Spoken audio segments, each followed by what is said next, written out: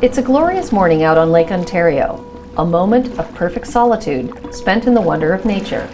But look closer, and you'll see there's much more at play here.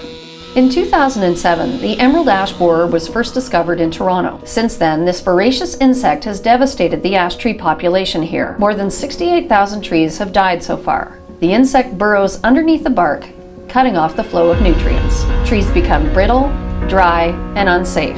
By 2017, it's estimated that all of the city's 860,000 ash trees will be destroyed. It's been so devastating for residents. The infestation hit and spread really rapidly, so residents watched in dismay as municipalities removed en masse all of the ash trees from their neighborhoods. We moved here about 6 years ago, and part of what brought us here was the mature trees. It's a beautiful neighborhood.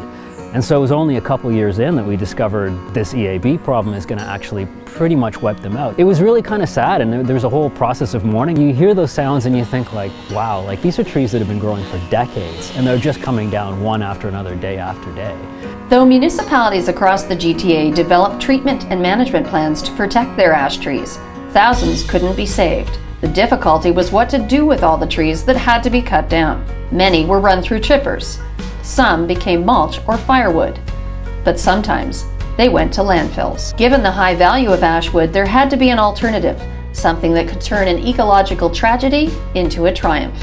Partners in Project Green is extremely proud to be part of such an initiative, bringing together municipalities, industry, as well as members of the community to transform something that, quite frankly, could be considered as a tragedy into valuable opportunities. Toronto and Region Conservation's partners in Project Green, along with the cities of Toronto and Markham, the town of Richmond Hill, Sawmill, Sid, and the Toronto Waldorf School, found ways to repurpose dead ash trees into lumber, school projects, and even works of art. These trees are no longer, should be perceived as garbage or as waste wood. They should actually all be repurposed. We started looking at the opportunities because of the cost of taking down the trees. So as much of the wood as possible is now being used for what we call high value products. When we're dealing with trees and tree removal in an urban setting, we often looked at it as waste. This is a lot of the reason why we're doing this pilot project. We want to make sure that it goes to use. We've been working really hard to try and find ways that we could use or reuse or repurpose ash trees within our community. The Waldorf School is using it for their shop classes. We got a call in the summer and someone's offering free wood. So all of a sudden these beautiful ash trees that unfortunately have died, then how do we turn something that's negative or potentially death or loss into a benefit and a gain?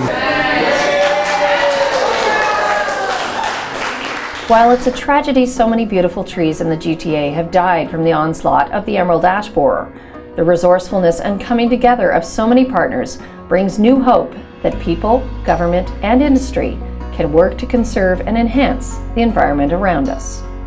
It's gratifying after all the destruction to hear that something is going to be done with that wood, and it's not just going to be rotting somewhere or burned or in a landfill.